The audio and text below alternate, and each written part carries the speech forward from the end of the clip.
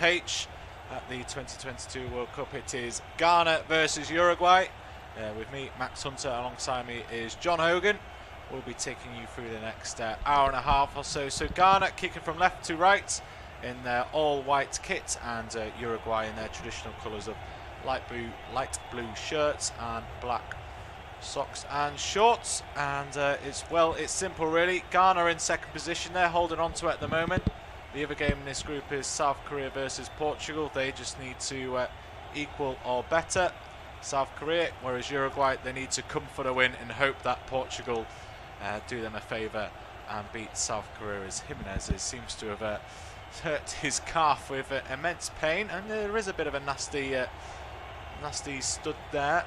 No, I mean, it's not nasty, but it's just a bit late. I refer you back to the original. It was a little bit nasty from Kudus. Just left his leg in there, didn't he, on Jimenez? And referee having a word with it, which suggests he's seen it, and if he's seen it, it should be a yellow card. Yeah, he really got away with one there, didn't he? If there is revenge, there's been a lot of talk about revenge. I don't care if they have an all-out scrap. For me, he's great. I love all that. It just adds to the extra bit of tension that there is. But there's plenty of tension around. So, yeah, the more the merrier. The more yellow cards, sendings off and all. As long as they don't really spoil the game. As long as they send off equal amounts from either team, Max, then I'll be pleased. No goals, just red cards, please. Yeah, 5 each. 5 each, no problem at all. Who knows? So Uruguay building up on the right hand side. They haven't been firing in all cylinders at all in this World Cup, but have they got an early corner here against they should Salisu? do. I mean, they should do. It's come off his toe end, and they're not going to give it, are they? He gives a thumbs up. Whether he hit the ball late there, but he definitely got something on it. It's not hit Pellistri at all, the Manchester United loanee. He's the referee, Daniel Sieber. He's not had a great start, the only German left in Qatar. I knew you were going to use that. I mean, it's gold. It's gold, that. And the first time you said it was very funny. Second time, not bad. I think that's its limit now, maybe. But they're dead unlucky. Uruguay there. Should have been a corner kick. Yeah, do you know what? Everybody would be nervous about this game, and that includes the officials as well, who look really smartly decked out in their black uniforms. We mentioned before kickoff. Anyway, enough of that. You mean you? Yeah, that's right. I'll shut up now. No, I mean, we've got a great game in prospect, really exciting, and let's hope that the occasion didn't sort of get too much for the two teams. You don't want to. We've seen a few times the side who have currently hold the second qualifying spot just sit there and don't do anything. But here come Ghana with Thomas Partey in the midfield, but he's been dispossessed. A good challenge there from Diaris Quetta, and now Uruguay break through the middle. Bentancur plays it to Darwin Núñez. Can he find space for a shot? No, he can't. He gets sandwiched out by two Ghanaian defenders. He looks at the referee, sat on the ground, just sort of shrugs his shoulders, but I don't think he's getting anything from that. It was a good work from a combination of Salisu and Amate there, who just guarded it out, shut the door politely, and Ghana will look to build from the back as the other game in this group, South Korea, Portugal, of course, kicking off at the same time. And Portugal have made quite a few changes, so South Korea may be confident of springing an upset there, and if they were, Ghana to win this one, they would also finish the group. There just needs to be a 3-goal swing, and then Ghana would look to be, well, at this moment in time, if it all goes to form and where you expect, they'll be playing Switzerland in the last 16, and Brazil topping the group would be playing whoever finishes second in this one. All that being said, Ronaldo is playing, players like Neves, the two fullback, Cancelo and Dalot. It's not a terrible team. South Korea, I just think Son, I mean, he's their leading light, but he's just been a little bit off it. He's had a funny season where at one point he did get dropped, didn't he? Anyway, it looks like Portugal have grabbed an early goal. Obviously, VAR might rule that out. We're just getting an idea that Portugal have scored. We'll let you know. But wow, that's a big boost for the teams in this game. It's a big boost for Uruguay. Portugal are doing their part, and here is Luis Suarez on the left-hand side. They are just Ghana are a very physical side, a few arms and shoulders coming in, but nothing to bring the Uruguay captain down as he's lost out on the ball, and now there's a bit of head tennis in the midfield, and Cortez, formerly of Liverpool, brings the ball down on the halfway line. He was when he came to Liverpool, he was kind of laughed out the Premier League, really, wasn't he? He made a few comical errors, had a loan spell at Sunderland that didn't go too well. Came over with a lot of noise after winning the 2011 Copa America with Uruguay, and now he's playing with Sporting in Portugal. Racking over nearly 200 appearances for them and many trophies, as you would expect Sporting to have in that division. Yeah, one thing about him is 6'5". He will be the dominant man in the air. You talked about Ghana being physical, and they are, but they're not big. They're not big like Senegal or Cameroon, where there's just stacked at 6'4", 6'5". Salisu probably the tallest of them all at 6'3". So Coates could be the dominant man in the air today, and that he'll certainly be a target. Little pull of the shirt there from Bentancur in midfield. Eventually Kudus shakes his hand. Bentancur, I think, is for my money probably the most informed midfielder at the tournament. He's flying, but also he's the most likely to get a yellow card as well. He can't keep it in. He's flying around the pitch at the moment, and there, that's his first, but I'm sure there'll be plenty more fouls from him. So this is the first chance for Ghana to put the ball into the box. We're 7 minutes in, still 0-0, and it's Jordan Ayew. He's taking the free kick over to Partey, fancying an angle, but it's not come off whatsoever, and Uruguay will break. No, we're just going to pull it back for a foul on Varela, the right back. I tell you what, that's weird, isn't it? They had a free kick, and then the ball moved inside to Partey, who was right in the middle. Took away the angle. Yeah, for a worse angle. We're getting a look at the goal for Portugal. Horta's shot from fairly close range.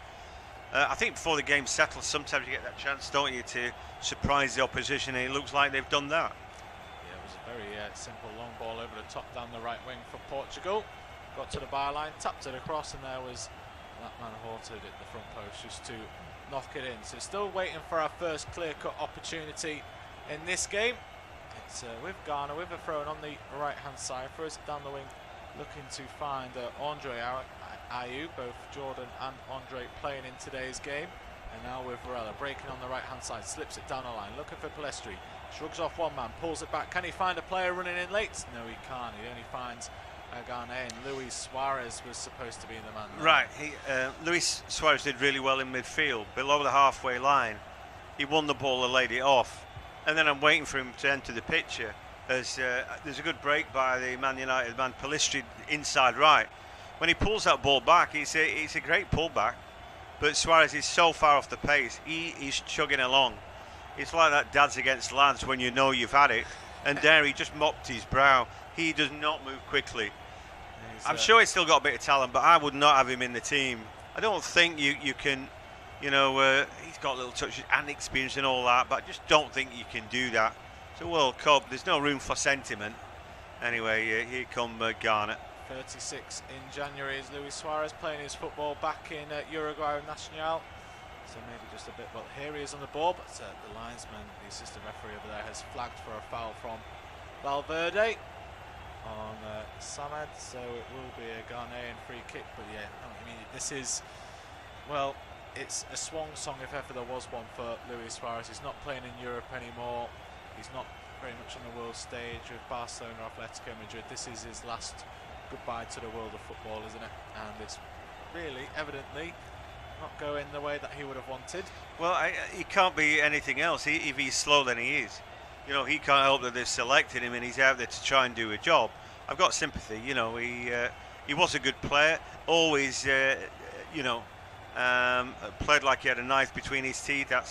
In a way, typically Uruguayan. It's like you do what you need to do to get it done. We could bang on about it, biting, this, that, and the other, but there's an appetite, not just for human flesh, but to win games and score goals. and he did all that, didn't he? He had a brilliant career, but it's pretty much over, and I think this level is just too high for him. Just hadn't got the legs. No doubt about the talent, you know, but it's not about popping the ball around like in a triangle, is it? You've got to actually run and get on the end of things. In the midfield, losing out on the ball. They're yet to have a real way of possession, the Ghanaians. They haven't had a whole passage to themselves to create anything that they want to. Neither have Uruguay, in all fairness. A few quick breaks. Edison Cavani, he made way for Luis Suarez today. He's on the bench. Well, that's a joke, isn't it?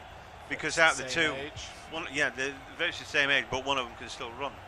You know, Cavani is always an athlete. You know, over the fullness of time, if you compare the two, that chalk and cheese really. Both the great ability to score goals, very different goals from the pair of them, but one still got his legs. You know, Cavani still gets around the field. But we'll see. I'm sure, well, I'm pretty sure that Luis Suarez won't be on the field at 90 minutes, so it depends how long they want out of him. Cavani playing in Valencia now after being let go by Manchester United. There's Ghana with Thomas Partey. Oh, he's giving the ball away. Bentoncourt stepping into midfield to win the ball back for his side. Now it's come over to the left with Oliveira, the left back. Good ball in midfield. Andre Alves just lost his man there as Uruguay move it to the right hand side. Pelistri plays it in the midfield. Another pass short of Luis Suarez, but Abdul Samad can't win the ball back legally, so it will be a free kick to Uruguay for them to launch into the box, but they've decided to take it quickly and go back to the halfway line. I think the strength for Uruguay is in that centre midfield pairing. Valverde, it's just been brilliant for Real Madrid, although he plays right hand side of midfield for them. More central role, I'm sure he can handle it as the ball's chipped in, and an easy catch for Ati Ziggy. But yeah, I think he and Bentancur can run the show, but they need others in and around to pick out. Darwin Nunez as well, you know, much celebrated move to Anfield. And we've seen signs of greatness, and they're saying that, you know, the crowd are behind him, everyone wants him to be a success, and you can see that he's got something about him.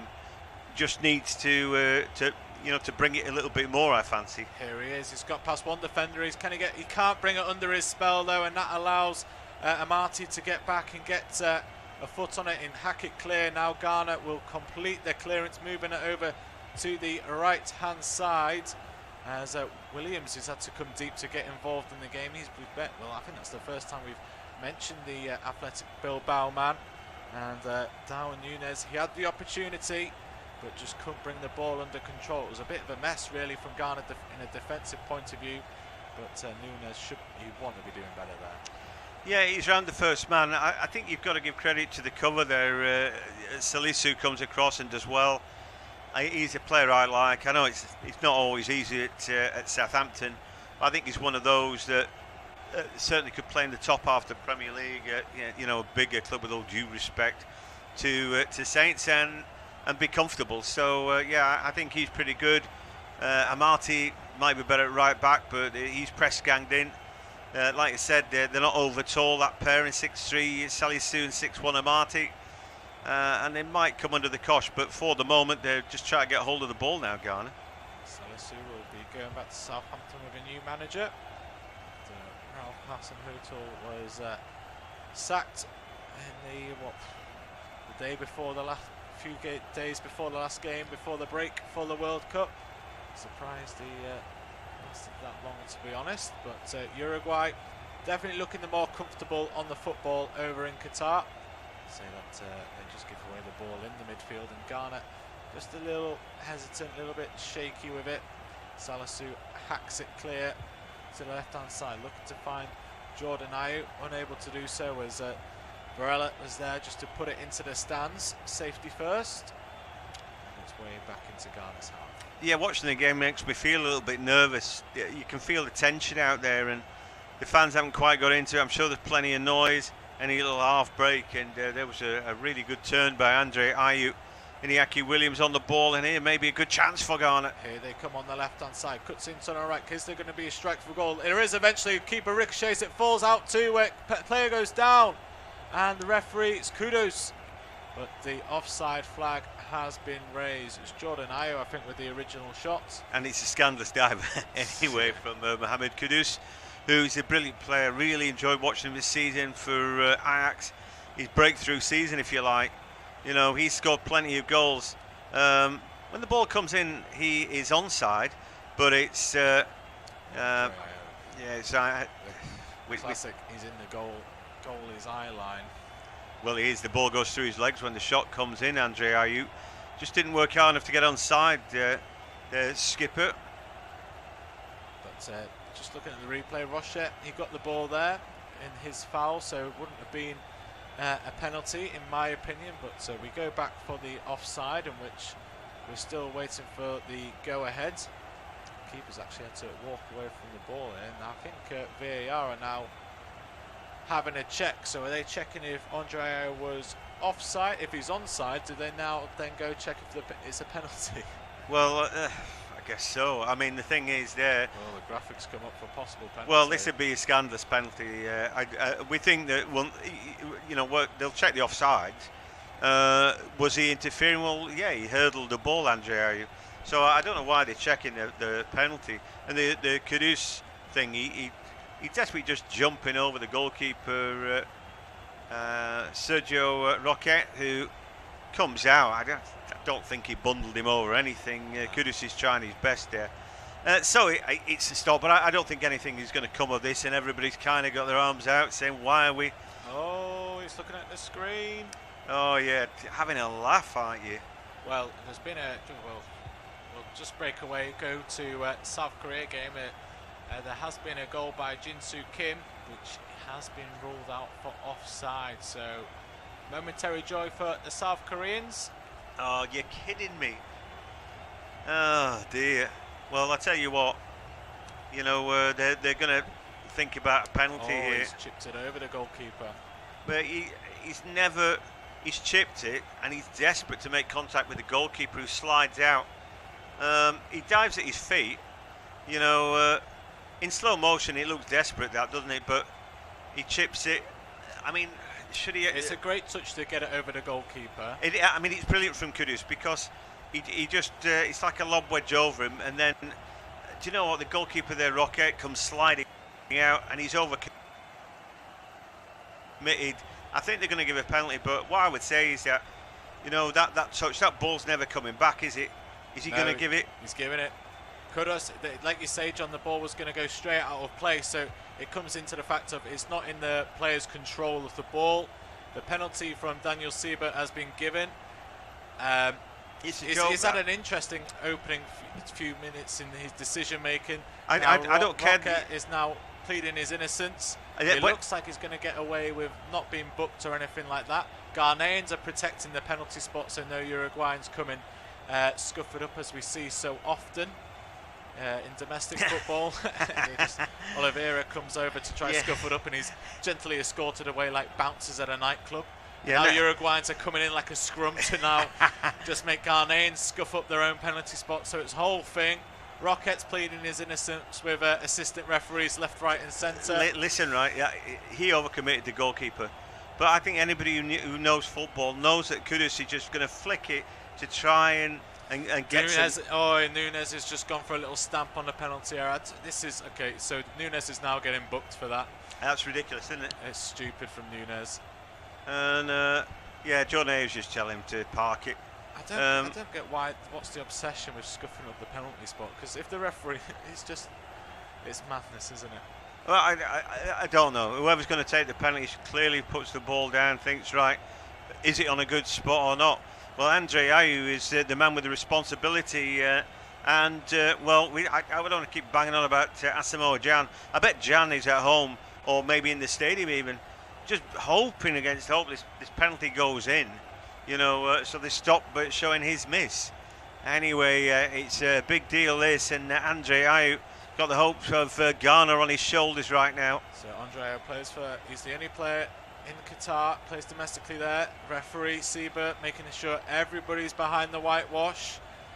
And Andre Ayew looks to be lining up left foot. Rochette, he's not a big goalkeeper. All red, looking rather skinny. And the referee blows the whistle. Ayew, shoulders go up and down. Big breath. the number 10 for Ghana. For revenge. Can he get it past the goalkeeper? Stutters in his run. Here he comes. It's saved. It's a poor penalty. It was appalling. Rochek guesses the right way. And penalties. Ghana versus Uruguay. The curse continues. Well, Jan will be cursing, saying that now they're going to show mine and show that one. You know what? Andre Ayew goes up, and there's no conviction in what he does. He takes a really slow run up. It's like, what am I going to do? And then he does that thing, you know, which is great when it's Jorginho or Ivan Toney. He wants to wait. So, right, Rocket, are you gonna move out of the way for me? No, he's going to stay stock still, and he's going to make you make that decision. He's not going to do it for you. And then he guesses the right way. Yeah, and he kept his foot on the line as well. I mean, it's brilliant that. I didn't think it was a penalty anyway. I understand why in slow-mo it looks desperate. And I think for the goalkeeper, he really overcommitted to that. There's no doubt that Kudus was not going to get on the end of his own little ball. He was trying to kick it away almost to get the contact, which was clever enough. That's what you do. But it just didn't look like a penalty in real time to me. Yeah, it just... a poor penalty. Comparing the two, Ayew's was overhit.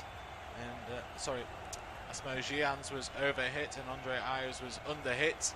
Maybe the third player can find the perfect in between. But if you ever get a chance to see this, it's not great. It's terrible. You can just tell from the run up. You just run up and hit the damn thing. Well, listen, if you're good at taking that penalty where the goalkeeper, you know, jumps out of the way and you flick it in. We saw one of the Uruguayan penalties against Ghana that was cool you know, the Panenka, the yeah, winning one. They chipped right down the middle with the goalkeeper diving out the way. And if Ghana were trying to be as cool as that, you know, all this talk about revenge, it muddies the waters. Slipped through in the penalty area. Can he get around the keeper? Dinks it over, and it's great clearance from Salisu, sliding in the 6-yard box. Crucial clearance. Ghana still have it level. And now they have a corner to defend. I don't know what I'm going to do with all the excitement in this first half. It's just incredible. You know, Nunez was saying it's about time he stepped up, and there he does. It's a lovely deft flick with his right boot. That ball's going in the back of the net all right. He beats Ziggy. It's classy stuff from him. Brilliant defending. We were bigging up Mo Salisu, but there he shows that he's the man. You know, not only did he get to it, but, you know, half as then he'd shin it in, get ourselves an own goal, but he's done a brilliant job there.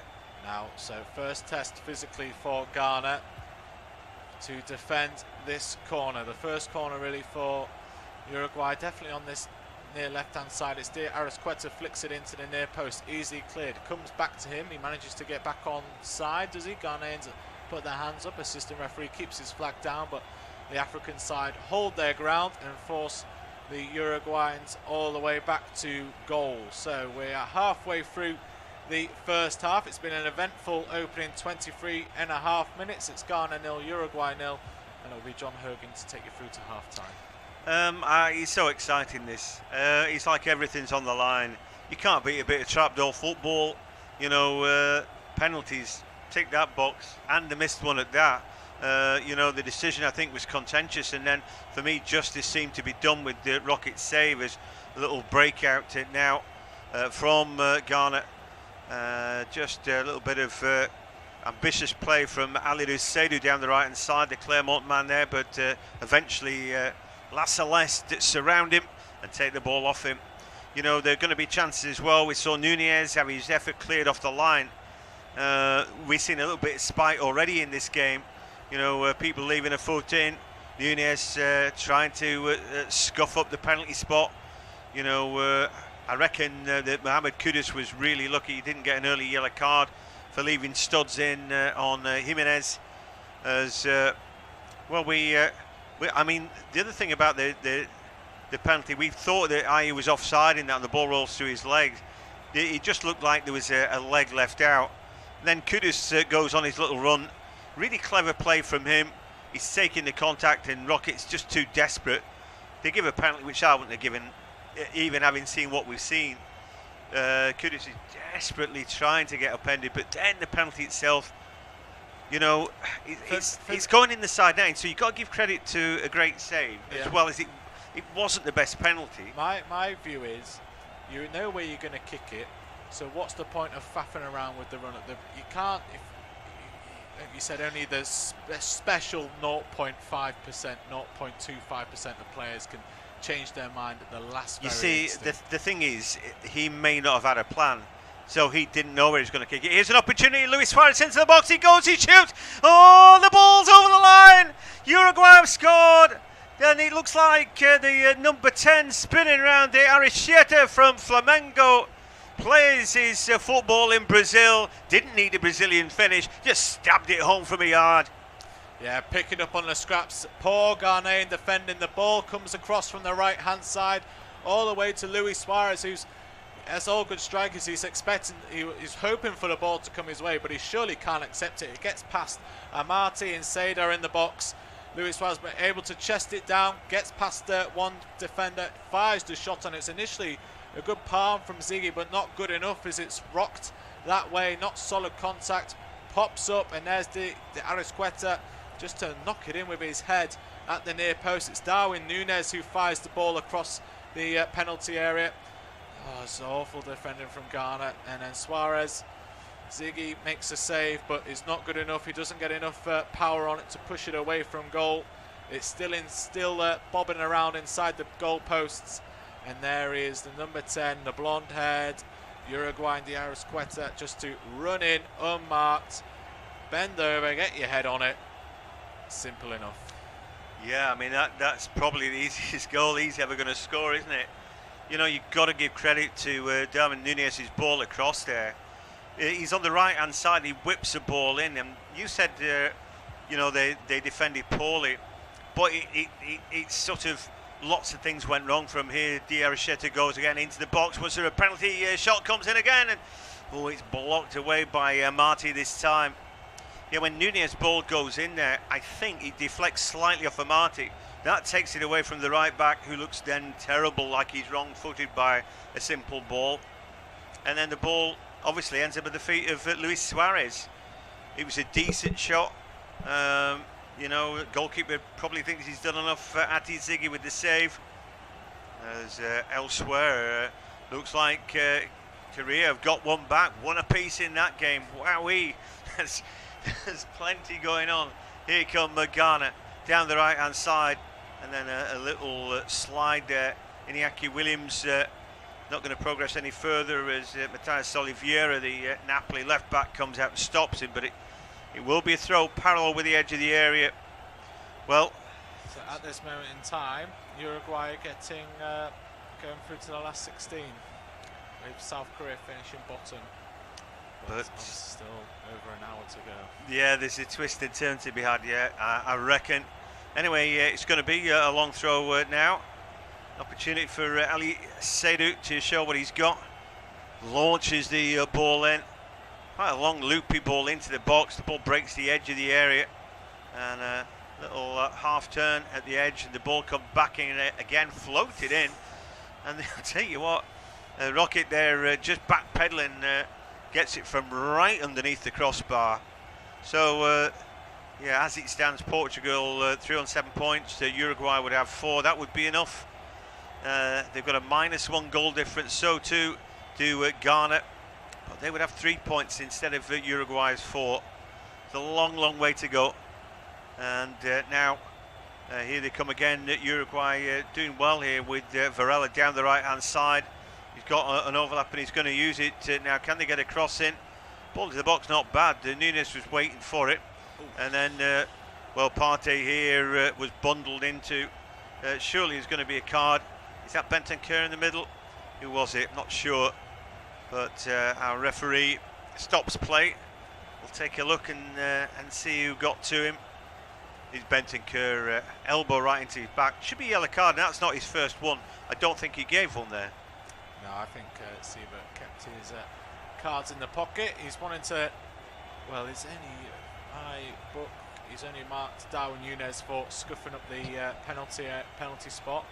Other than that, there's been a few interesting challenges. Nothing very heavy industrial, but just Well, like I think naughty when you're playing football against a school bully and you just want to leave one in there. Well, yeah, Kudus leaving studs in against Jimenez, I thought should have been a card.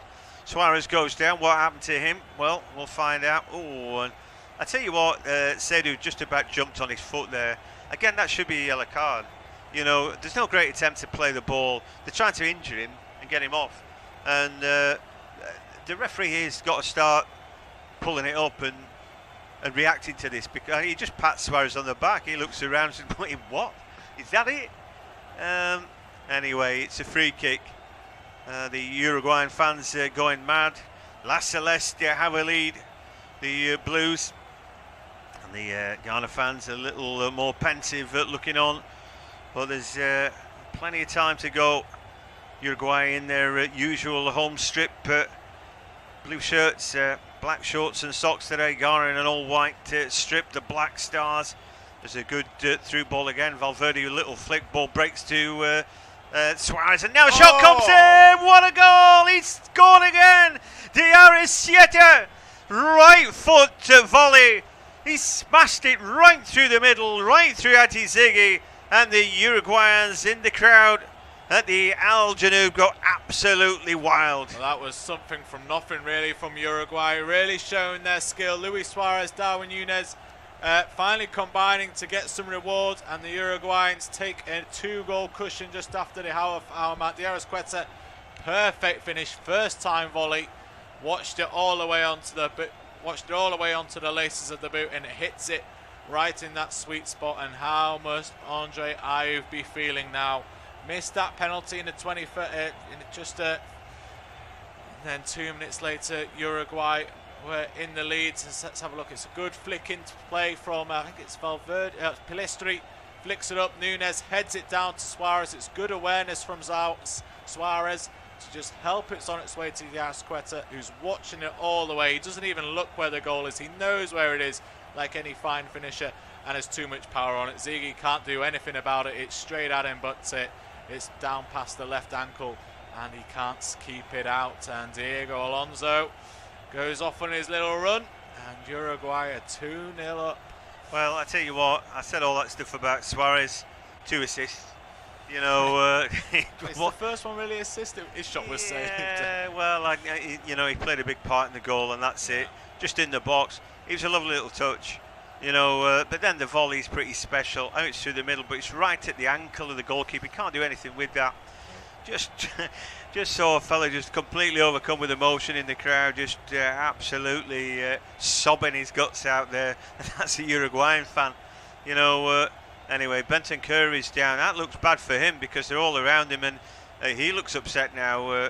Could that be the end of his World Cup? I was saying that I think he's the best midfielder in the world at the minute. If he's not, then maybe something like Modric possibly still is. He was great the other day. Yeah, they all gathering around Bentancur. You know, if they want to make progress in the competition, obviously winning today is a good step. But they need players like Bentancur in that engine room. Anyway, the Uruguayan fans still celebrating. 34 minutes on the clock. Ghana 0, Uruguay 2. 2 goals for Georgian de Arrecheta. Like I said, he plays his football for Flamengo in Brazil, along with his teammate Guillermo Varela.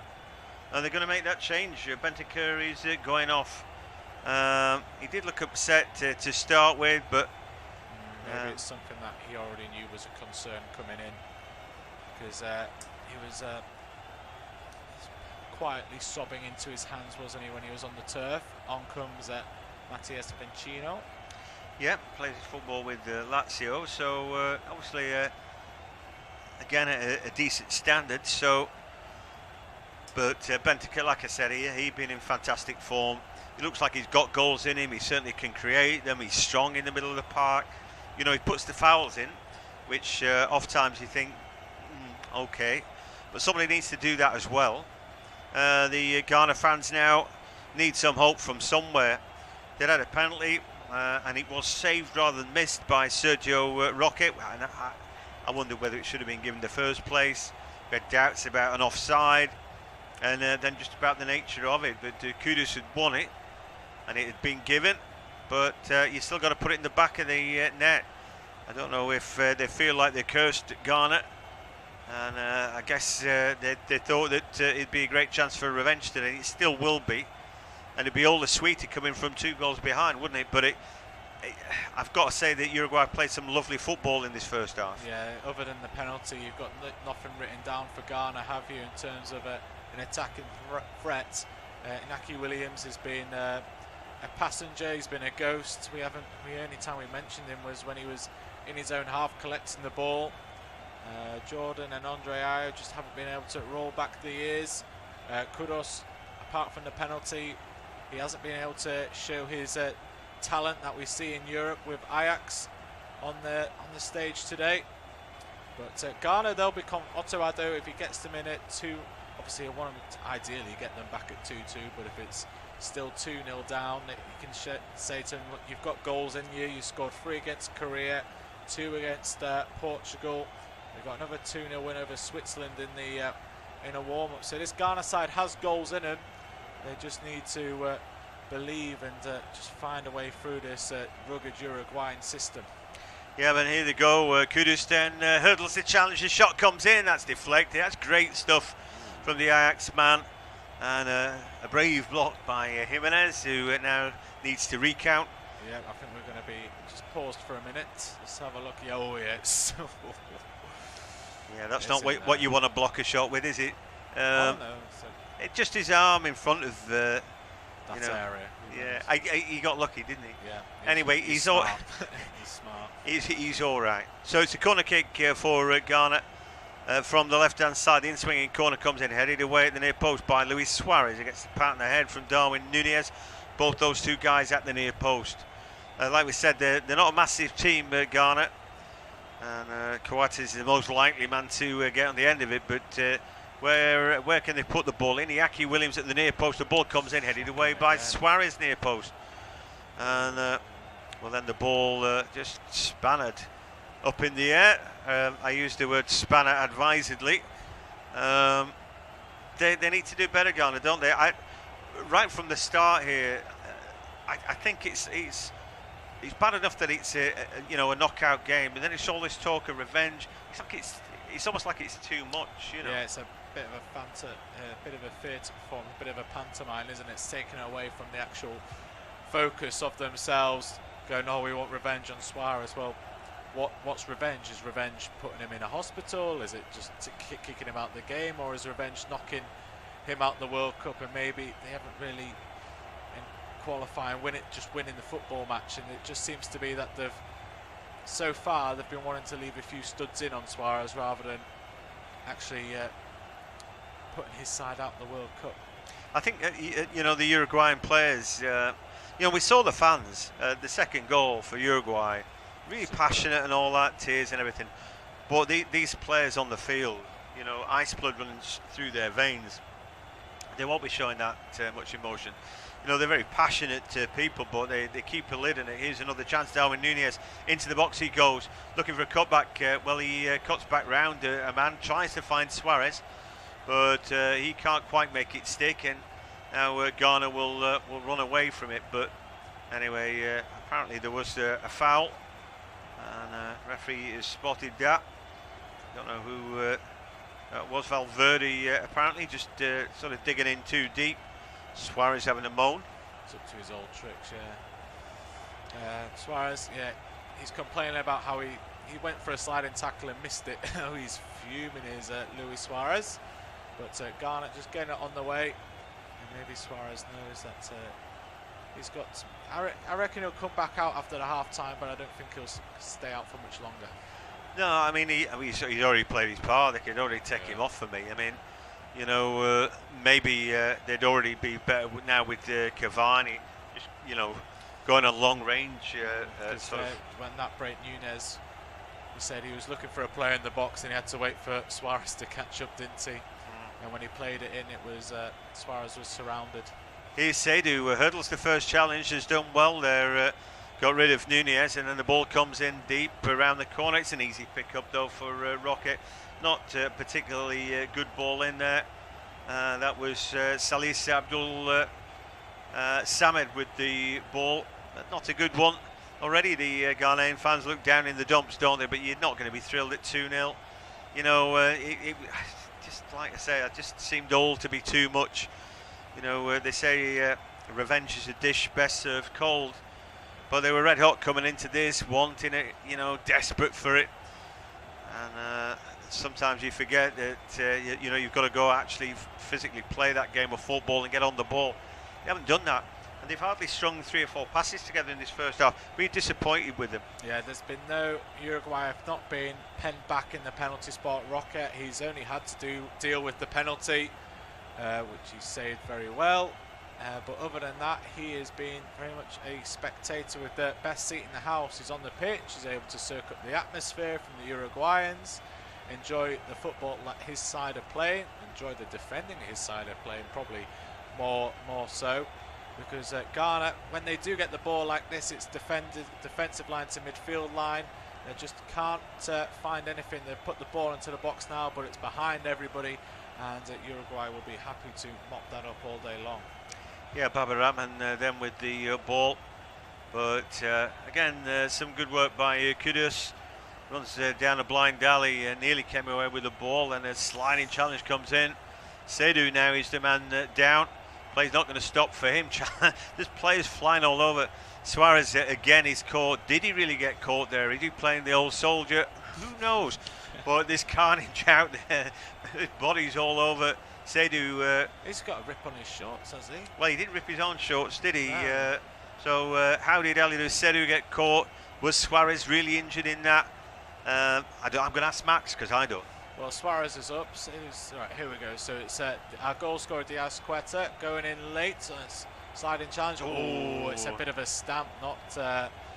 It's not accidental at all on Seydou. Yeah, do you know what? You live by the sword, you die by it, because. And Suarez is fine. Yeah, nothing to Suarez. I mean, Seydou was the man who jumped onto Suarez's leg. True. Yeah. So you know, then nothing really. Suarez is all right, isn't he?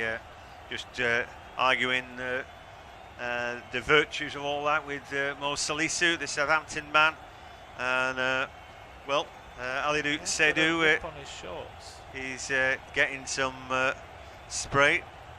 Yeah, he showing everybody who wants to look where he got caught there, and I think you would be mad, wouldn't you, if somebody stamped on you there. Anyway, one of the Ghanaian fans making a point, or just not happy. I don't know why. Suggesting it's 2-all. No, I think they were saying it's going to be 3-2. He believes that Ghana are going to come back and get 3 goals, but they need one. Definitely need one before the break. We've got 2 minutes of normal time.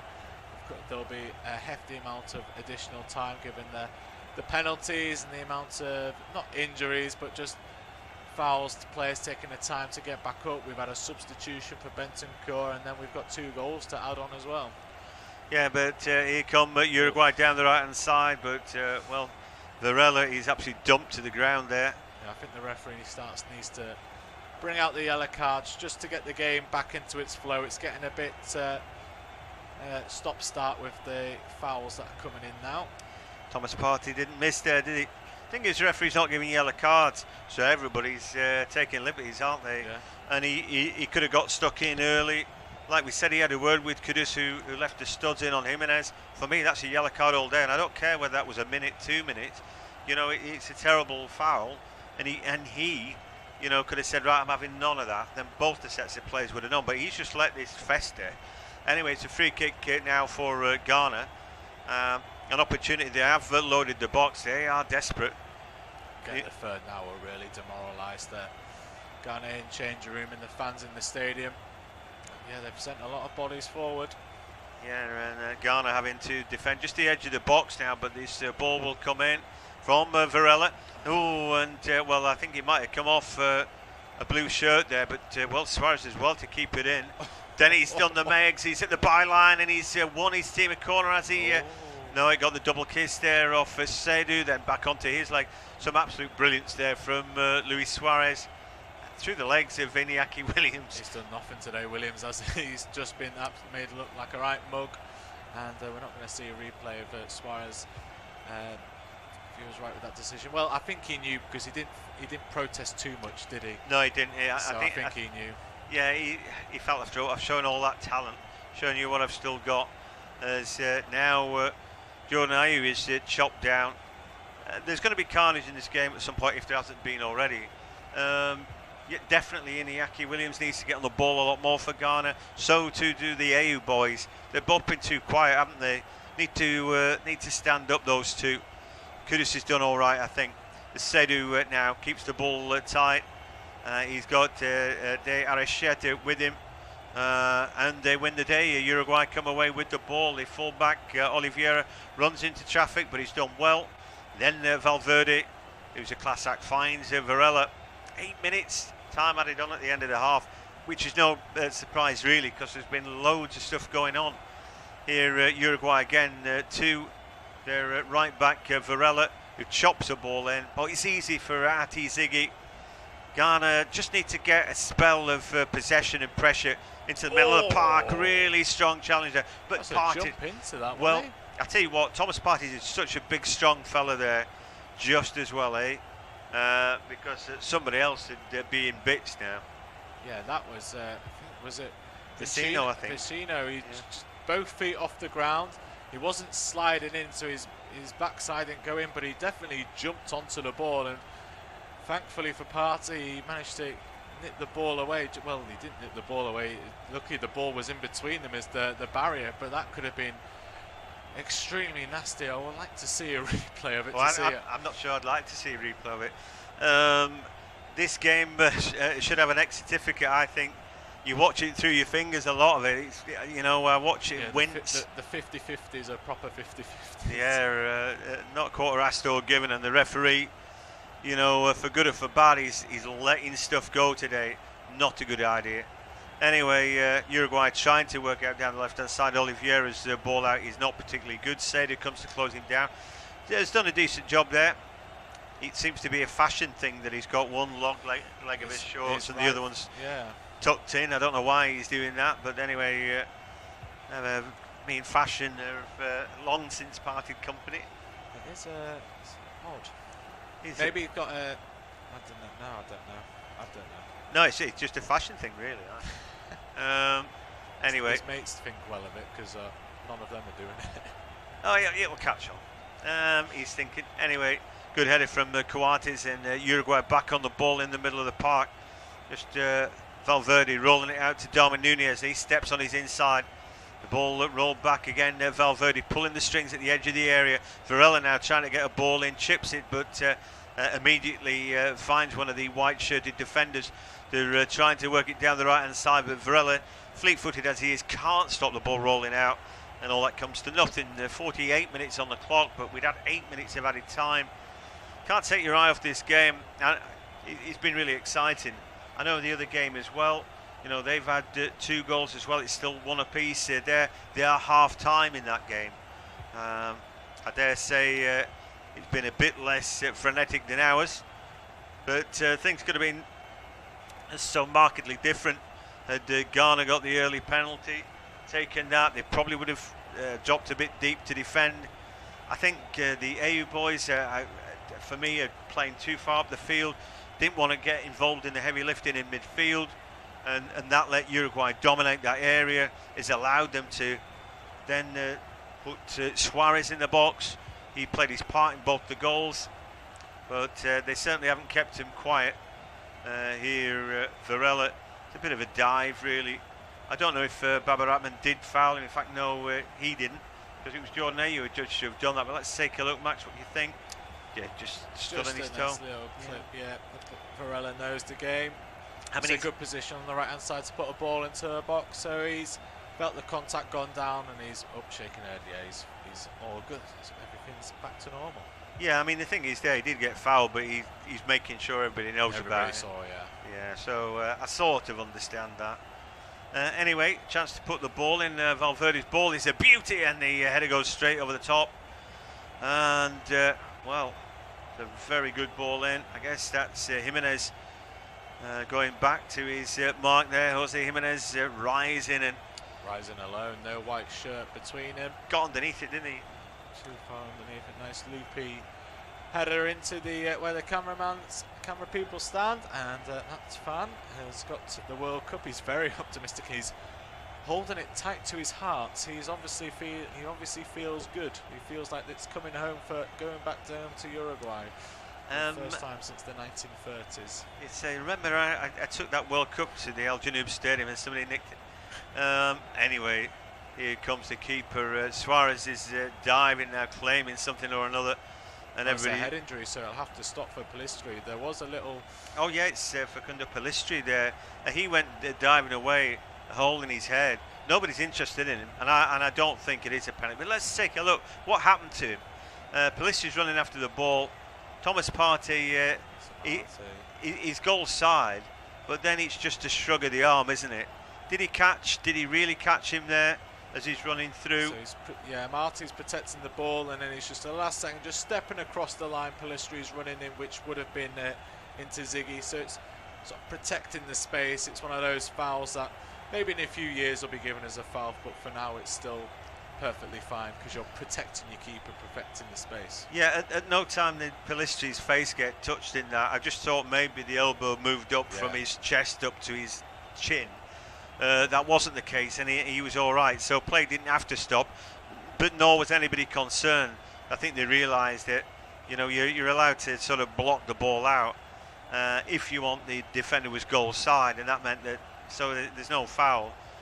Anyway, into the middle of the park now. Ghana have the ball. 51 minutes on the clock, and there's still a minute and a half left of this first half.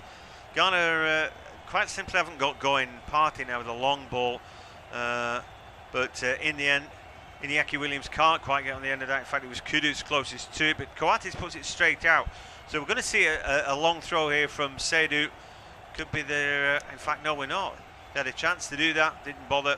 And now they're trying to work it with Andre Ayew in the middle. Ball will break for Ghana. Can they get something going? Kudus' ball is been well read by Varela, but then he gives it back. So Ghana, can they string 3 or 4 passes together here, just at the edge of the area? Kudus runs it back into Coates. He was down on the deck, but still managed a good challenge. And then the ball just thumped forward. The good news for Uruguay is that because Suarez can't get back and forward, he's just stayed forward, hasn't he, in this half? Sometimes you just think, oh, we wish that the striker stayed put. Long ball forward, and in the end, the long leg comes out, and Iñaki Williams can't get anything on that. Very nearly quarterbacked into a good position there, and his run was good because he was onside. Yeah, smart play from Williams, who timed his run, curved his run, came from the right side, then to the left-hand channel, but just tried the whole reach up, high reach with the right boot in the air, but just a little too much. Game underway again, and in a few seconds I assume our referee will be blown for half time. Yeah, we still get to squeeze a few fouls in before that. Anyway, referee is thinking about it and eventually does blow his whistle. So at the break it is Ghana 0, Uruguay 2 goals for De Aricheta, but a missed penalty for Ghana will sting.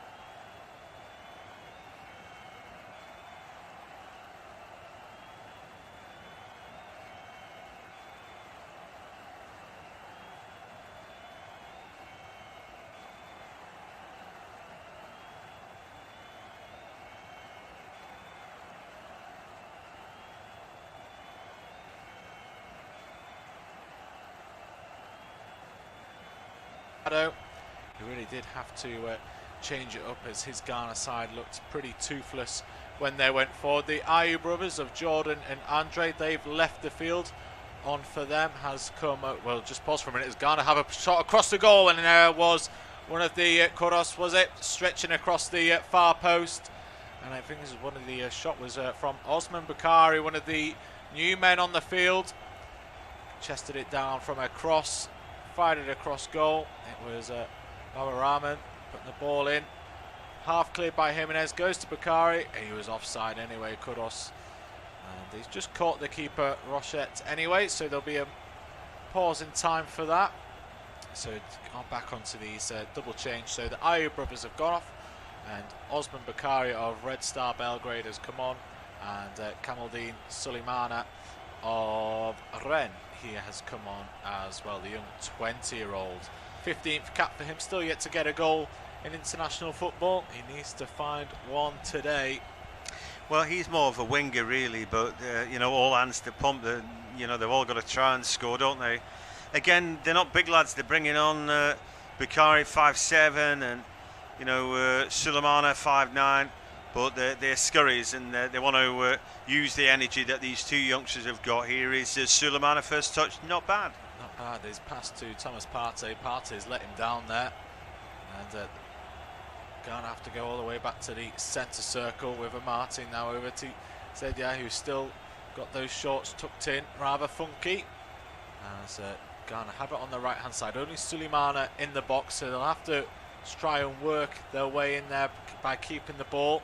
Suleimana back to goal. Now he's run away about 25 yards away. He's back on goal now, fires it into Williams. Williams not strong enough, and he goes to ground, and Uruguay will look to build as they fire it down the line for Luis Suarez, who's got a good turn of pace against Amati. Gets to the byline, fires the ball in.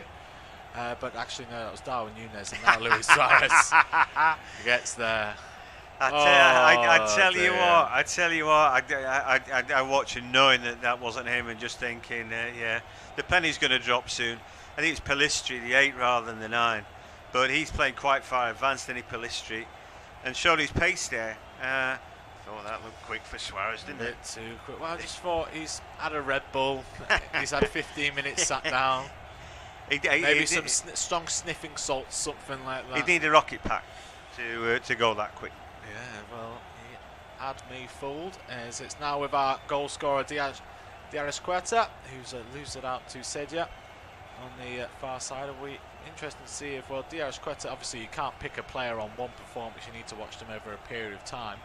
Whether he will be leaving Brazil soon and coming to Europe anytime sooner or later, as Ghana have a bright start to this second half. A ball in over the heads of everybody, and Pellistri helps it on its way, headed out for a throw-in.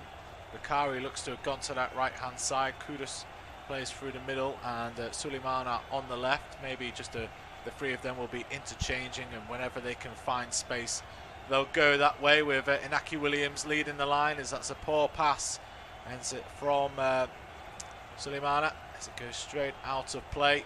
The Ghanaians, they're struggling, they're screaming in anguish with their bright colours of the flag. And you've got the red, the white, the red, yellow and green, and the black stars. Lots of colours in the support, and the Uruguayans, of course, you've got the light blue, the white, and a dash of yellow for the sun. Yeah, I was just watching now. Kudus playing much higher up the field. That's better.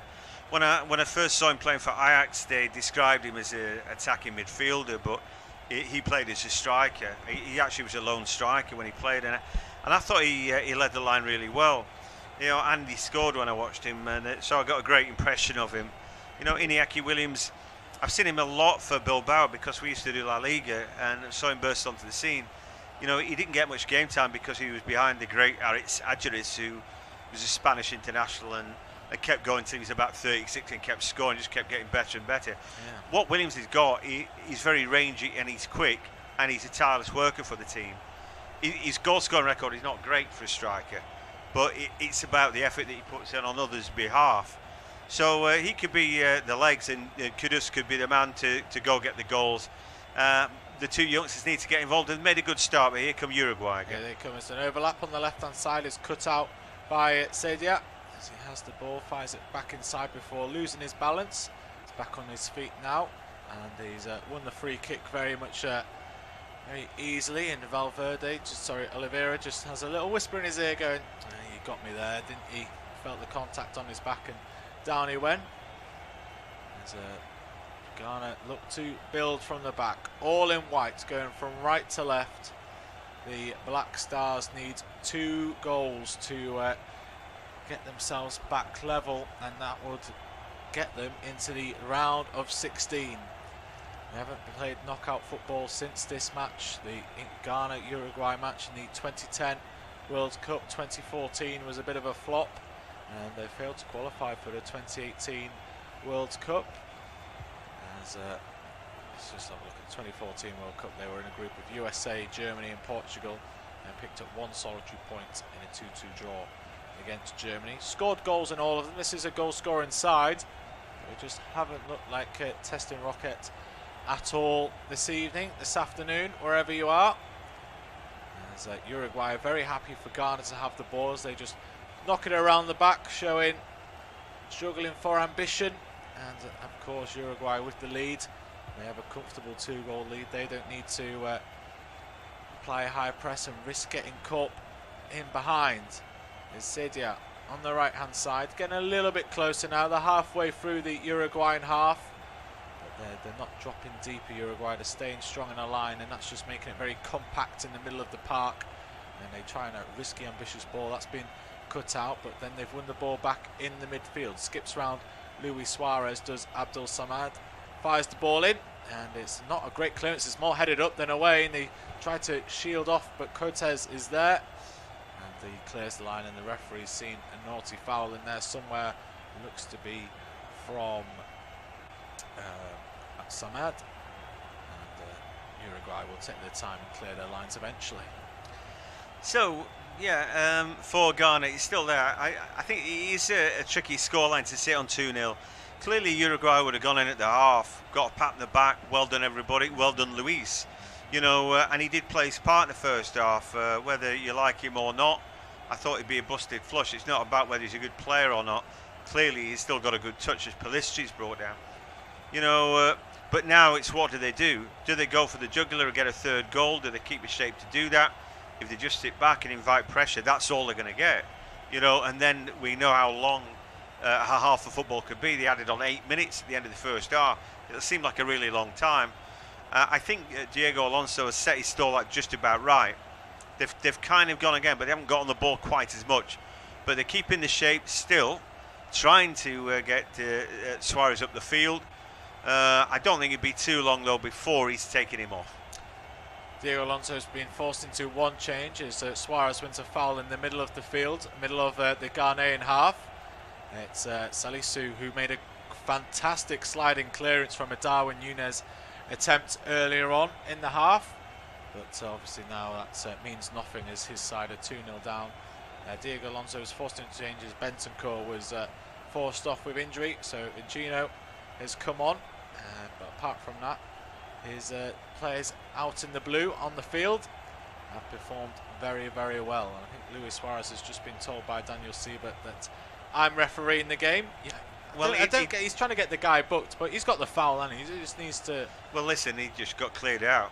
Yeah. You know, that's like welcome to 1970 odd, isn't it? He went right through the back of him there, Salisu, and probably because he thinks referee's not giving anything today, so I'll do that. Yeah. So you know, the referee set the tone of that, really. Valverde standing over the free kick, clips it into the far post. Núñez heads it back into the penalty area, but Salisu is able to get it cleared. Now Suleimana tries to bring it down, but the officials bring it back for an offside from the free kick. And that's probably beneficial for Ghana, as Suleimana just made a bit of a faff trying to bring that ball down. Yeah, so, you know, Ghana, they've still got it in their hands to do 2 goals. It's not undoable. I think one brings 2 today, doesn't it? And you could just all of a sudden set the nerves jangling for Uruguay, who, it's one thing going out first half, well, if we play bravely, if we do this and that, and all of a sudden you've got a 2-goal lead. Now it's theirs to lose, isn't it? It's a very different mentality, you know, almost a siege mentality now. Here maybe an opportunity, ball through the middle, and well, the keeper just lost it. Suleimana was on it, and you know, in the end, the ball is just thrown out because I think the goalkeeper probably thought Suleimana might have been injured. Was he onside in this? Yes, he was. Could he have done a little bit better? Well, his first touch there, and then he's bundled into. Will they take another look at this? Oh, he doesn't get control of the ball, does he? It's the keeper who gets it first. Yeah, nobody's got control there. And then eventually ball cleared out. Keeper actually, Rocket has gone down. Seemingly is injured. But I don't think anything else is going to accrue of that. But just imagine that. I mean, the goalkeeper had been a bit hasty. I wonder who'd take the second penalty as well. Obviously, Ayu's off the field now.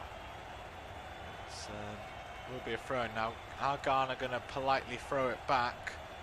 Or are they going to play on? They're playing on. So it's with now with Samed. And they're forced all the way back to the halfway line. Uruguay sense an opportunity to press and they win the ball back in a good position. Ball over the top for Nunes. Can he bring it down? He can. Couple of bounces taken away from goal. He's gone down. Surely that's a penalty. Referee Siebert straight away makes the circle with the hands to say he got the ball, but I'm thinking he's got the shirt, he's pulling him down.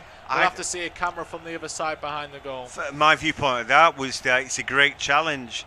He gets side by side, he just flicks a leg just to take it at the death away from Darwin Nunez. Who was it, Salisu or Amati? But guess what? It doesn't matter what I think or what Max thinks necessarily, because we're going to see it now. So great chest down from Nunez. He's in between two Ghanaians. He gets away from the first one. And... he didn't get the ball, Amati. He's all over him. He's a tiny He's behind him. Toe. He's behind him. He gets a clip at it, but he's come from behind, and Siebert's gone to the screen, and we think it's got to be a penalty. He's got to be. If VAR have called him over. I thought that my viewpoint was he got side by side and then he flicked at the ball and got it, but we can see that he didn't. His leg is right across Nunez, making a hurdle for him to fall over. You know, there's weight on him. He's the wrong side of Marty. He's desperate, and it's definitely a penalty. I don't think he's going to take too long to work it out. No, so are you going to apologise for saying I was wrong, or are you just going to leave it? Just going to. I'm like Luis Suarez. Unless I hurt you, Max, and I might apologise, and that still could happen. Well, he's not giving it yet. He's still watching it for some reason. Is Mr. Siebert. He's probably thinking, what a challenge that is. Look, he scraped the ball. He does get a little touch on it, I'm not sure. He's not enough now. He's come from behind. He's come from like 5 o'clock. He has actually got a tiny tickle on the ball, hasn't he? But you are kidding me. He's not giving it. What on earth? Oh, well, I apologise for asking an apology. I can only apologise because I think you were right. You were right to demand an apology, and it was definitely a penalty. You know, he does get upside, but then he's behind, and he chops him down.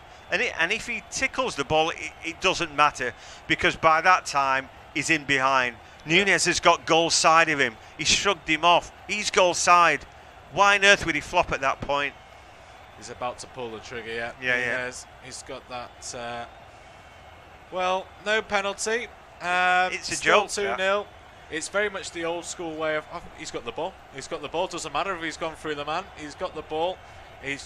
Just the inside clip of the big toe was all enough for Mr. Amati. Well, I tell you what, Daniel Siebert, he's having a game not unlike the German national side. Yeah.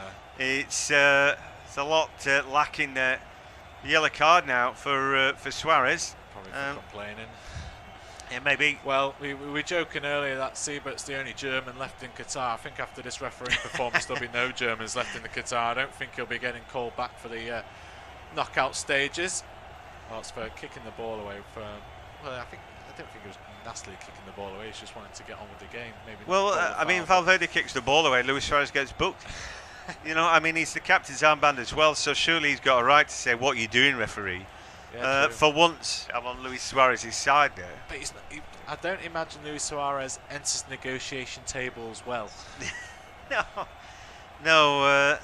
Well, Ghana come forward. They've got a reprieve. They could be down to 3 goals, but the penalty went in their favour this time, and now they're just on the edge of the Uruguay penalty area, but they can't penetrate over that whitewash. They're struggling. Uruguay is staying strong in their shape. Here's Samid, and he just kicked it against the referee there accidentally, so it will be a drop ball. And it's just taken the flow, and it's allowed Uruguay to just regain their shape as they go to the left-hand side. Baba Rahman, the loanee, the Chelsea loanee at Reading, goes to Suleimana, gets to the bar line. Can he get a ball in? No, but he does win a throw-in. Right, I've got another view on the penalty. According to Dion Dublin, it might be handballed by Darwin Nunez in the first instant, but they didn't look at that, did they? He said if it's not handball, it's a penalty on Nunez for me. So I never thought about the handball aspect, but they didn't show that part of play, so they didn't rule it out for handball. They ruled it out because they don't know what they're doing. Well, yeah, the referee came away and made the shape of the ball, didn't he? So they didn't even, either they didn't look at it or they thought it was fine. So half an hour left. We've had plenty of this game. We've had some good goals. We've had a missed penalty. We've had a penalty that wasn't. And the Ghanaians there need to start moving. A few of it, it's very maybe 1 and 2, 1 and 3 are singing and dancing. The other ones are looking very concerned. They need to bring their boys home, and hopefully the boys can get them 2 goals. They just need to get a shot away just to get the crowd going, because Rocket, he's had nothing to do at all in this match. It's good balance there from Suleimana as he's been clipped by Diarra Varela, sorry. That's not quite right, is it? I mean, he has saved a penalty, and it was a good save. Yeah, apart from that, yeah. And obviously that ball that was chipped over the top for Suleimana in the second half, where he got involved and somehow managed, to get in the way of Suleimana's run through on goal. So he's done little bits and pieces, hasn't he? But yeah, he's not a right lot to do. Ghana pick up the ball in the midfield. Williams over to Samed. Now with Baba. It's good work from Ghana, but I feel like Uruguay are quite happy that they're yet to get out of arm's reach of the Uruguayan defence. Very much going sideways and down the edge of the penalty area. Here's Baba, Suleimana. Can he get a ball into the box? He can. Is it a good one? It's slightly overhit. Sliding at the back post was Bakari. And he was just out of reach for him. Gives the thumbs up. It's a nice idea. Just maybe a little bit too much on it. Yeah, a bit too much adrenaline, but ball around the back. I think Bakari's very slow to react to it. You always got to think you're going to get there. He should be as far over as he can be, as long as he stays on side. So I just think he was caught a little bit flat-footed there, not expecting the ball to go to him. But what's the point of being on if you don't, Yeah, Rocket and a few of the Uruguayan players, and maybe Bakari himself, just misjudged the flight of that. So first little wobble that we've seen from Rocket, maybe just seeing that he is a bit cold, as the ball's gone out by the corner flag, by Kana's right corner flag. So it's Uruguay up the field. They're now both sets of both teams are shooting towards their set of supporters now, and so all we can see behind Valverde is light Uruguayan blue. Suarez into the midfield, tries to get it back towards the captain, but that's intercepted and cleared.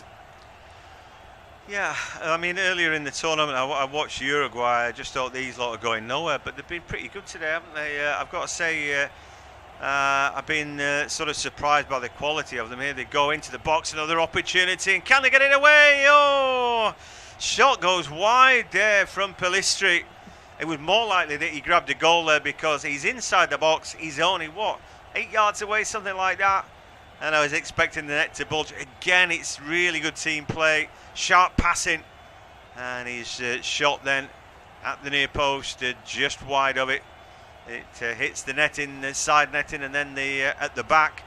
Now Uruguay about to make that change. Luis Suarez is definitely going off now.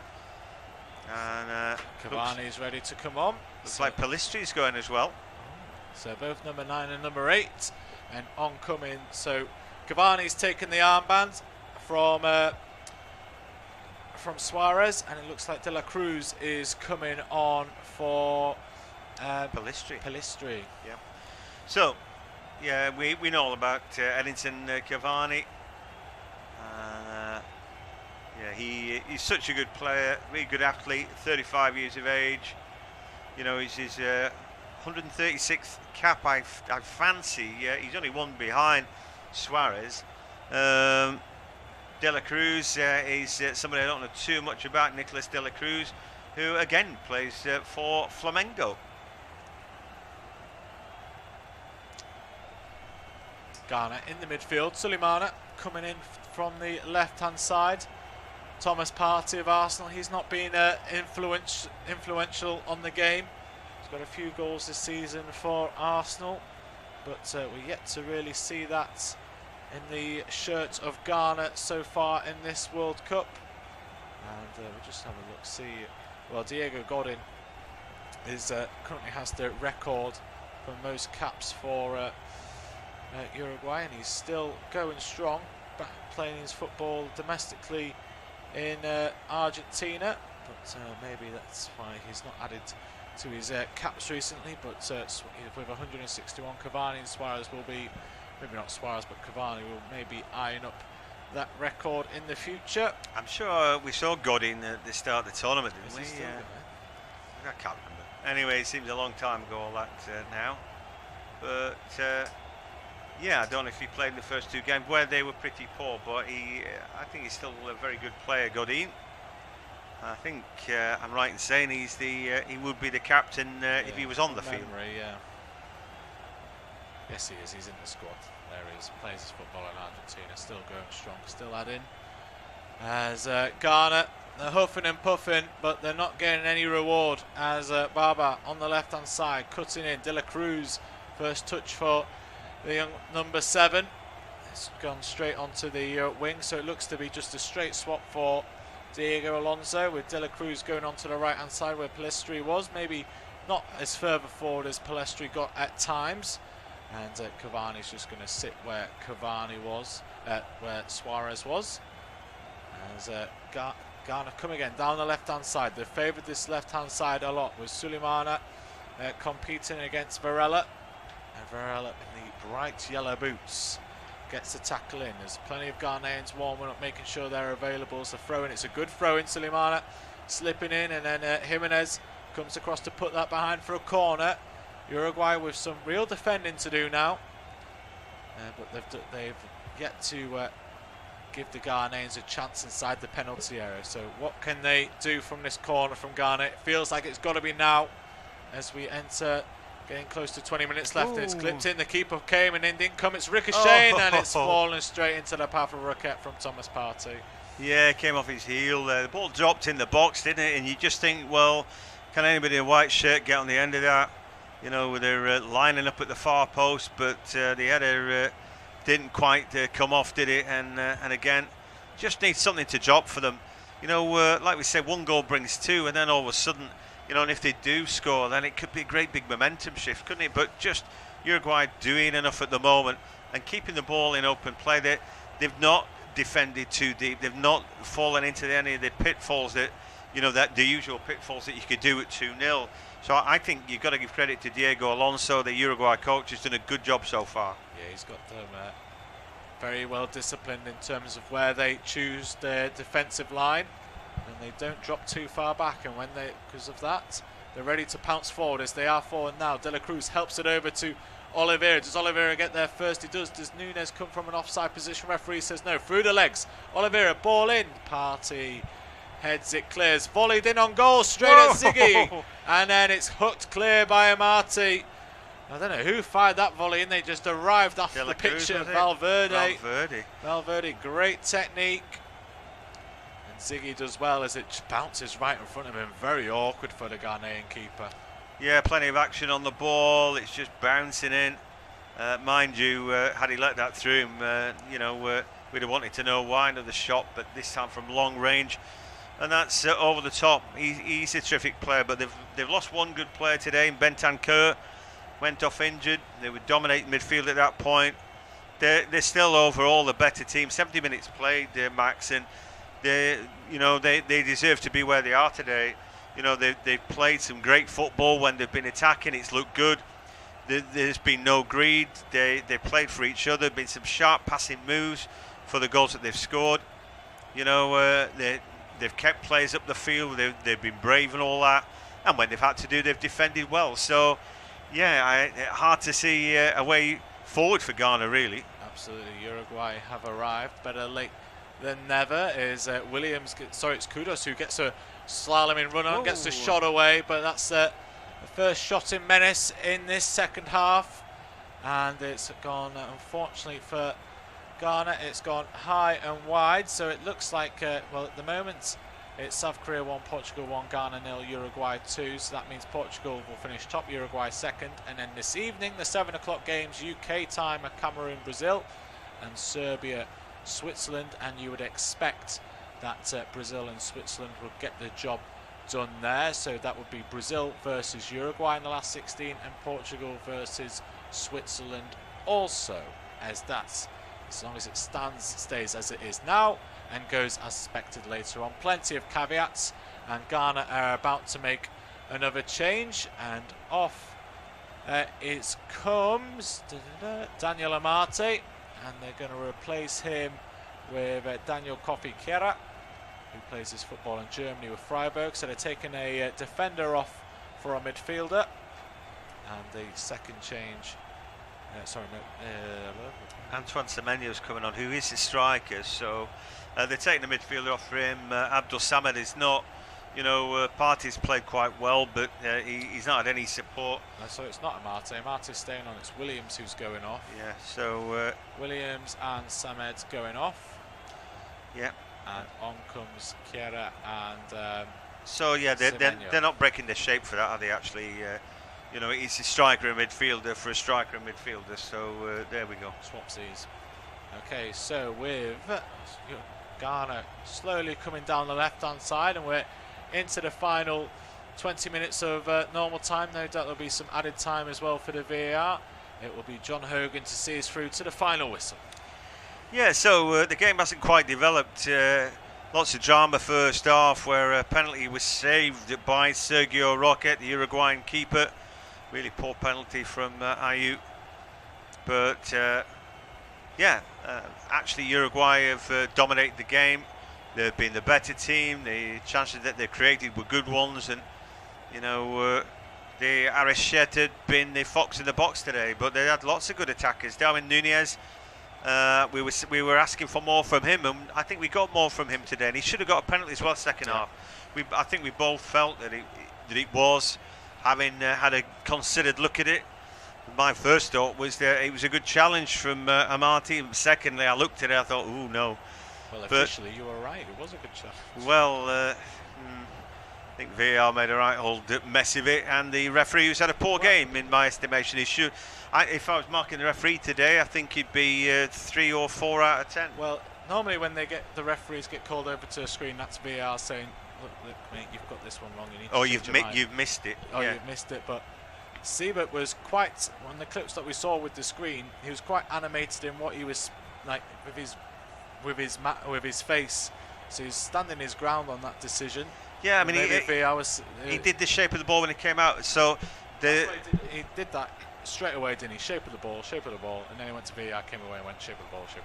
So does that mean that he thinks the touch from O.A.T. touched the ball made it a challenge? You know, because the only way that wasn't a free kick and a penalty was if Darwin Nunez had handled it first, which is what some of the suggestion from the BBC and Dion Dublin and all that. But he didn't do the handball signal, did he, the referee, when he came back out? I mean, you know, things turn on that. If Ghana get back into the game, Uruguay will say, well, you know, why didn't we get that penalty? 3-0, we would have coasted home. But they might still coast home anyway. Here they go again. Darwin Nunez, ball this time behind De La Cruz. Not a good ball from him. And now Baba Rahman can run it out into midfield. First touch then for Kiera. Then Partey. That's the right to Sedu. And all the way back. Yeah, they're just for the moment, they're not where they want to be. Is the ball is just booted out to the left-hand side now. Trying to get something going down this left-hand side with Suleimana, and then now he drags it, looking for a left-foot cross into the box. It's blocked away by Varela at the expense of a corner, though. And some of the corners haven't necessarily been dealt with that well. No, there was two back-to-backs that only hit Luis Suarez at the front post, which were poor. And then the last one, it caused a bit of a kerfuffle, didn't it? The ricocheted through to Rocket, so they want to build on that, will the Ghanaians, but it's not been convincing as that one's headed clear. Yeah, by Nunez, and then a little air shot in the box. They haven't cleared their lines, and but now they will. So again, they just seem to have more players today. First touch there by Edinson Cavani. We've got men over of Uruguay, maybe. Well, yeah, Nunez then. Is he chopped down by Seydou? Referee keeps pointing at the ball, doesn't he? Apparently you can chop through somebody as long as you get the ball. I'm amazed he's gave that as a goal kick. Well, I doubt we'll see a replay of that, but the tackle came in from behind Darwin Nunez and took him out, therefore he's kicked it out of play. Siebert.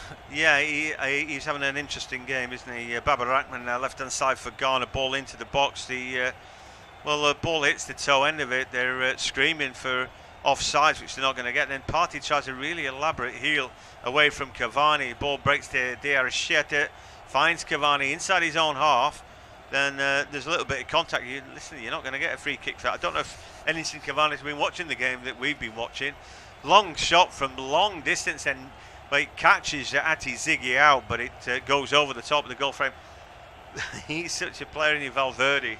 He's got the confidence to do it, hasn't he? He's playing well at Real Madrid. You're 2-0 up in the World Cup. With just over 15 minutes ago, your opposition are chasing the game. Maybe having a bit too much possession around your penalty area to keep us up. Just send the ball downfield, make sure they start again. And Diego Alonso, who's dragged his team up, hasn't he? They're a bit more higher up the field, making it difficult for Ghana as they knock it around the back three, the back four, trying to get through the first line of the press, but they're unable to do so. And Uruguay very much have their opponents in the cage at arm's length. Yeah, they do. They've been in control of the game, but they are defending now. 78 minutes on the clock, and obviously there's going to be lots of added time as well. So plenty of time for Ghana to get this done. Kudus on the ball. Poor stuff from him as it's intercepted by Vecino. Ball keeps coming back though for the moment. Long ball from Seydou. The edge of the box, and now again Baba Rahman finds Suleimana. This youngster's done pretty well. He again held up by Varela. Steps to his side, looking to take him on and drag him into the box. Suleimana, chance to cross now. He got him diving all over the shop, and he stabs one to the far post. Real opportunity here, but it's a good header from Oliveira. Then Appleman then on the half volley thumps it toward the halfway line, off the chest then of Salisu, and then down out to the left-hand side again, where Suleimana can start again. He's done quite well, hasn't he, Suleimana, since he's come on? He's been the bright light, hasn't he? Had the opportunity to cross the ball 3 times in that passage of play. Everything seems to be coming down this left-hand slide as it slipped through. Shot on goal via Semenyo. That was it. That was the chance they needed, and he's dragged it wide in the face of disbelief from a lady in the crowd. Same here, goal. He's a bit fortunate the way that it's come to him.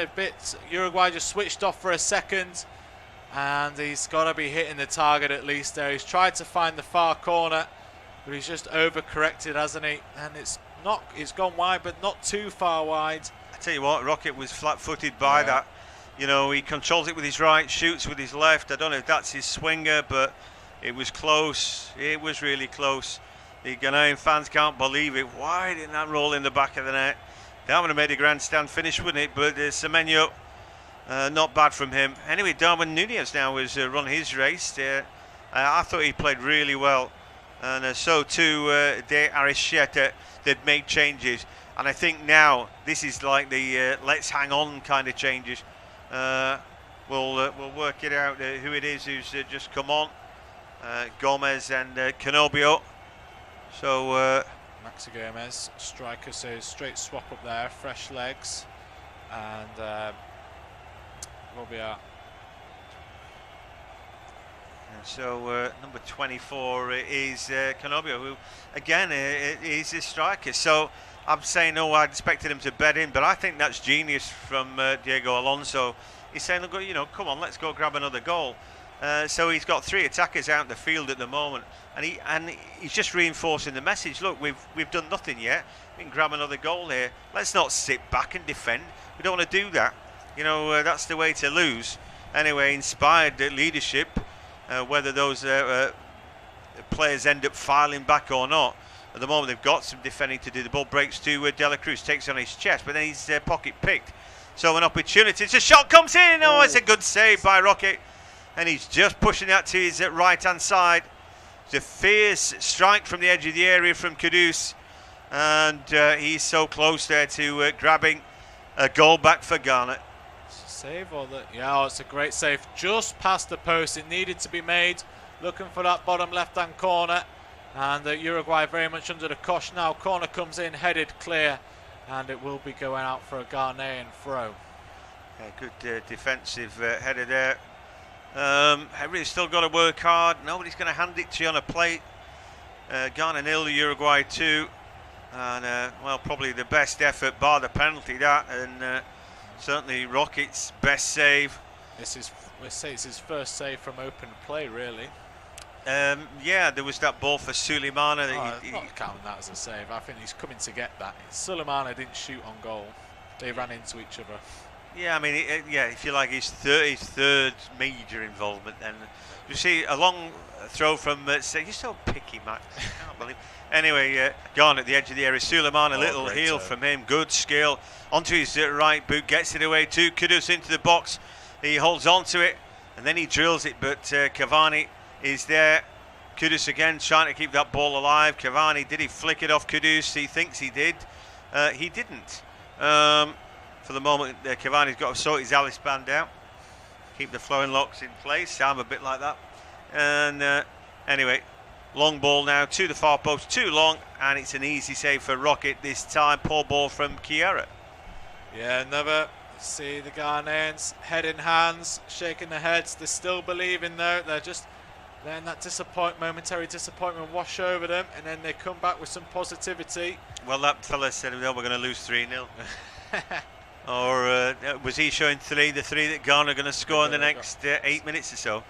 Well, yeah, I think rather more it's out of hope than rather expectation, because Uruguay, yes, they've just let the defensive standards slip a little bit. Ghana are getting a few chances away, a few more crosses into the box, but when Uruguay do break forward, they do look menacing as they come forward now on the right-hand side.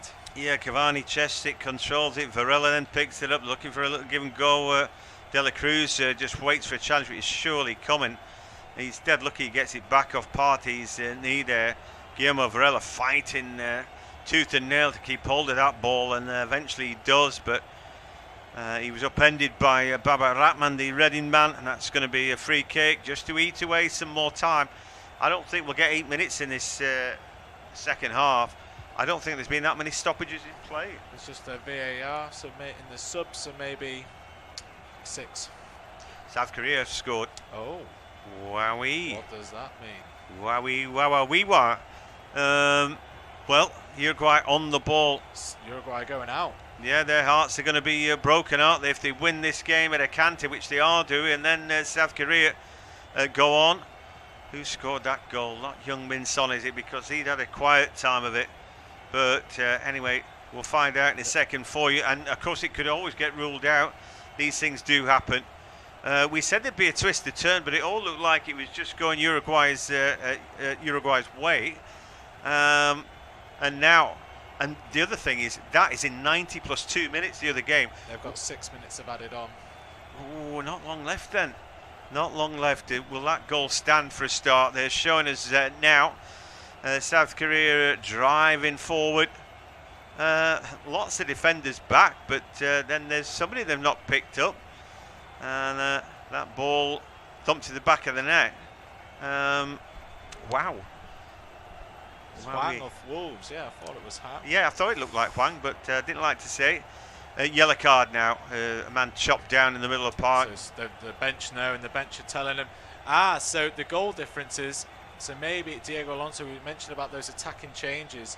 he wanted the third goal, so in case South Korea scored, that they'll still be ahead on goal difference, because at the moment it's level, and South Korea, I guess, are going in through on yellow cards or more goals scored. Yeah, right. I think it's yellow cards if goal difference, and then yellows. And well, there's a bit of beefing going on in the Uruguay dugout at the moment. I don't know how that will translate through to the players. They just need. They can't think about the other game. They just need to get it done. He has, obviously they could think about another goal, but then, if you open the game out, are you then susceptible to a counter-attack? Suleiman runs through with 2 challenges. He's bearing down on goal, and he's taken out there, and that's going to be surely a yellow card for Sebastian Coates. It is. He needed to do that. Yeah, he had to be. It was 4-on-2 in Ghana's favour. Suleiman skipped past one, and all he needed to do was get past Coates and then fire the ball across the penalty area. He had 3 white shirts to aim at, so Coates, experienced now. It's a correct decision by the Sporting man. Takes the yellow card, takes the punishment, keeps his side in the game. Yeah, a little smile by Coates. I'm sure if he knew the match situation, he'd be smiling less. And Khaldin Suleiman got a yellow card there. I think he's trying to say to the referee he wanted a little bit more, wasn't happy with being taken down like that, I guess. Well, you wouldn't be, but it's a yellow card, yeah. It's not a red. Simple. He wasn't last man, was he? There was cover in the middle. Great stuff from Suleiman. Anyway, this needs to go in, doesn't it? O.A.T looking on, just thinking, please, 1 brings 2, let's do it. Anyway, the ball then, too far across Kiera's ball, too much adrenaline on that. Hit too deep, and although Salisi was round the back, never going to do anything with that. They just haven't been very good today, have they, Ghana? No, they've just a couple of shots from Kudus in the last few moments have only really been bright lights. The first half, obviously, they had that penalty, which Rocket did really well to save. Credit there, but other than that, in the first half, he had nothing to do. It's just been no sustained period of pressure. They haven't put Uruguay under siege until these last few moments now. Yeah, here they go again. Thomas Partey, ball at the edge of the area. There's a poor pass in that movement. Otherwise, Ghana would have been through, but the ball just tickled into the box. Poor ball from Ratman. Now Uruguay have got an opportunity here. There's still plenty of time left, and they go bombing on just inside their own half now with Canobio. First real touch for him. Ball laid back. La Celeste here driving forward. De La Cruz just the edge of the area. Can he get the cross in? He puts a good ball in. Oh, great what save. A save! What a save from Ati Ziggy. And there, just Cavani, and offside, I think, anyway. Not sure about that. But, the goalkeeper didn't know about that. And his athletic tip over the post was fantastic. Cavani's looking down the line. Birdie just straight, hadn't he? When the ball came in, I think he was just slightly off. Yeah, just slightly offside. And, like you say, Ziti wasn't to know. He's made an absolute great save. He's actually landed on his own. He's done a full 180 in the air. Such as the reflex landed on his neck. That's going to be a nasty one, but I think he'll be okay. And the Uruguayan fans still pray for a goal from their side, or pray for a Portuguese goal to bring that game level again and knock them through to the last of 16.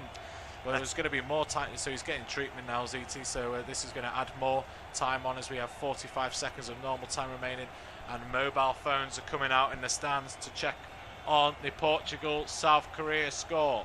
We said there's 6 minutes of added on time there by this clock. Well, I must be behind because it's... Well, I mean, weirdly, it's weird, isn't it, that Ghana's revenge ends up holding Uruguay to 2-0, you know, which is not exactly... By not losing as bad as it could have been. Yeah, I mean, that, strange kind of revenge, that.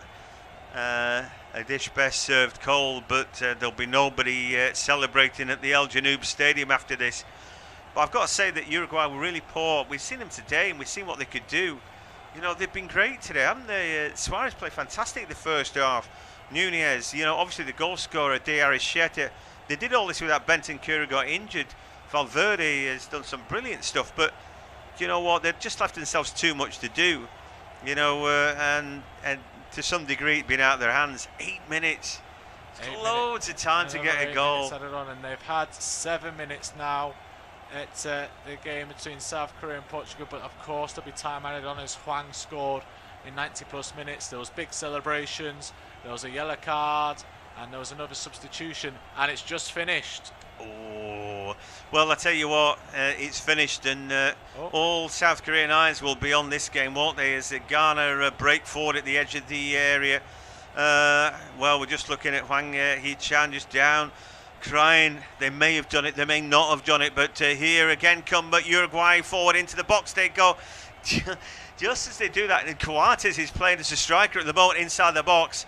The camera went off. I just think, well, that, you know, they're close to scoring now, and I can't see what's going on. But anyway, we're into added time. We've had a minute of it already. If Uruguay grab a goal, there'll be incredible celebrations at the El Janoub. But as it is, they're going out. So too are Ghana, been disappointed. They don't deserve too much today. But Uruguay perhaps deserve better.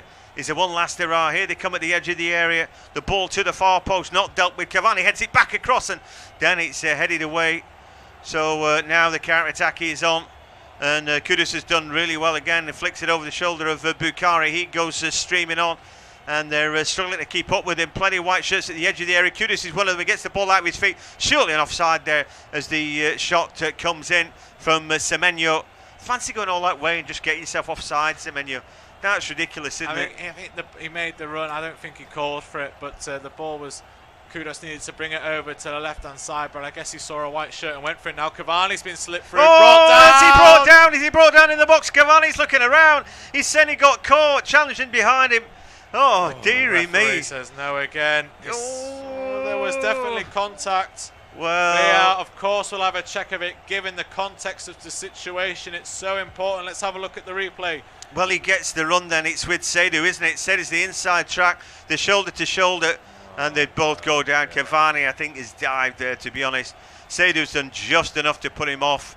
You know, it is a bit of a tangle. Yeah, they've both held their lines, haven't they? I just think because Seydou hasn't come across and like barged him out. He's got upsides him, hasn't he? And then, you know, and we know that this referee's, you know, allowed a bit of physicality anyway. Anyway, Uruguay have given up on the chance of that penalty, but they know they're trying to get the message out. You need another goal. Luis Suarez on the touchline, you know, trying to urge his team on. Diego Alonso has done a really good job today. 5 minutes left, though, of their World Cup dream.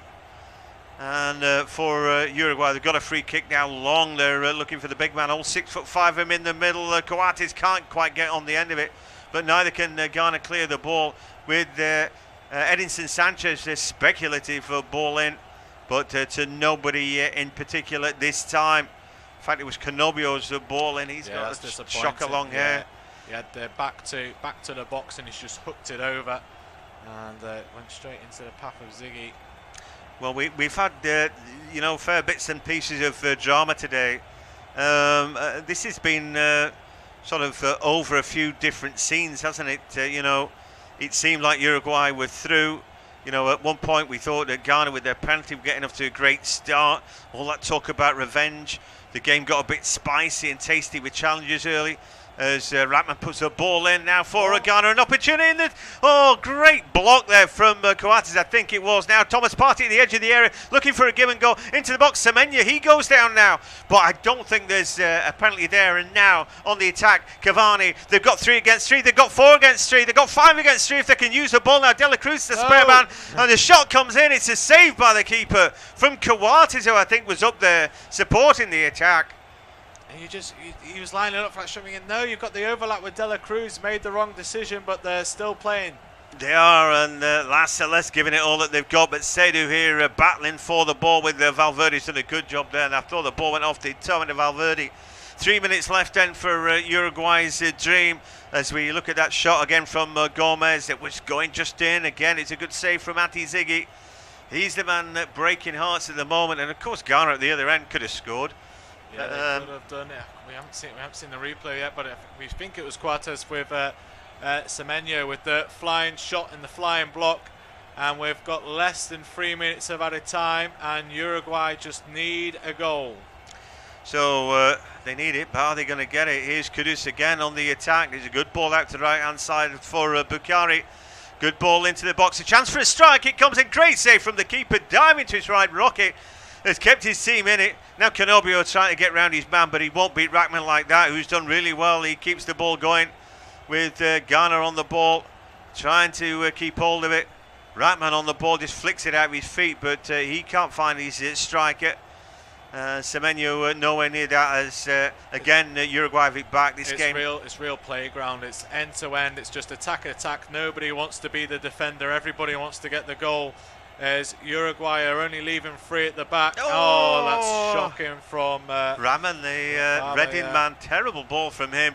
All you have to do was chip it into a gap, but it's Uruguay now. Got loads of bodies forward. De La Cruz on the overlap. The cross comes in, and this shot is wide from Coates. He claims it's a corner kick. He should be getting that. Oh, dear me. I felt that was certain. That was.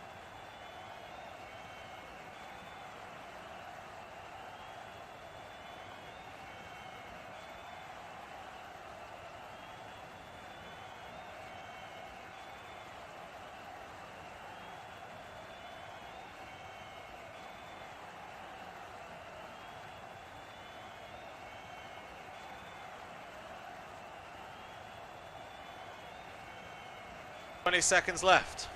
So, well, on the pitch elsewhere, South Korea will be looking on, don't know what to do with themselves. It's a long time to awkwardly wait there, isn't it? It is. They can't quite celebrate with their fans just yet. They'll all have their head in this game, won't they? Radios and well, what have you. The players will have to be watching the fans because the players obviously haven't got their phones. And I tell you what, at the moment as well, Ghana know that they're party poopers. And they're making a change now. They know that they can't make progress, but they know that they can help not get Ghana out. And so that's what they're trying to do. I think Mohamed Kudus has had a good game today. And it's a Haku who comes on in his place. The only reason to make that change is to waste time. Yeah, waste time and muddy the waters. There's no love lost, is there? Anyway, Uruguay have the ball of half a minute to sort this out and grab themselves a goal. Everybody's panicking, but Varela doesn't know where to throw the ball. And I'm panicking watching him now. Varela's got another throw in. How long is he going to take now? Goes back to his keeper. Probably the right decision there for Rocket to take hold of the ball, flick it out of his feet. And Ghana very nearly winning it high up the field here, but it's another opportunity for Varela with the long ball down the middle. Surely the keeper's coming out. Anti-Ziggy gets it comfortably. Literally seconds left of this game. Because of that one late change for Ghana, it might be another half minute, I suppose. But Bukhari there just shows the ball to Olivier, who puts it out, the Napoli man. And the Uruguayan fans looking crestfallen at the moment as Ghana's still on the ball and have it now just at the edge of the box. And that's a corner kick. It's not anything that Uruguay wanted to do there. In fact, they've given it as a goal kick. I'm sure that went the other way. But anyway, Rocket now with the long ball. Last chance saloon for Uruguay. The Celeste could be on their way out. There's a foul at the edge of the area. Is the referee's given that one last chance and of a free kick? And I think there Gomez probably coming from offside position, and also yellow card shown there for Seydou. But it's a free kick. Who's going to step up and take this one? If this flies in, the roof is going to come off this stadium. Anyway, Ghana 0, Uruguay 2, nearly on 99 minutes now. It's a long way out. They've got to go for goal. They've got to go for goal. They can't. It's got to be a shot. Because if they try a fancy trick play and Ghana get it clear, the referee's going to pull the whistle, blow the whistle, sorry. So they've got to go for goal, and it's a bit of a distance. It's not a great angle as well. It's just left of centre, maybe 26 yards out. De La Cruz standing. Oh, it's more than that. Valverde. I think it's got to be Valverde, but De La Cruz is the man who stepped up. Nicolas De La Cruz then. He's got to go for goal. Yeah, I mean, clearly he's got a good hit with his right foot. Ziggy's got to try and not parry this out. Well, the shot comes in straight down the middle, so easy for Anti-Ziggy, who's put in some fine saves the second half. That wasn't one of it, didn't need to be, as the clock now rolls round to 100 minutes. I think the referee has blown his whistle. Luis Suarez is sobbing in the dugout. He played so well today, but both Ghana and Uruguay depart the competition. Neither happy, but there'll be massive celebrations elsewhere for South Korea. They got the job done, beat Portugal, and well, the players now surrounding the officials. Don't know what that's about, as Cavani now getting booked. I hope there's no more unsavoury. I don't know what they're trying to do there. It's got to be for the penalty, hasn't it? Well, some unsavoury scenes there as Uruguay depart the scene. Yeah, toys are out the pram now, aren't they? Yeah, Jimenez, they're absolutely mad. Varela just can't believe it. He's just sat down, and the fans around just, well, both sets of fans absolutely crestfallen. But there we go. Uruguay too good on the day for Ghana, but throughout the tournament haven't quite been enough to good enough to go through.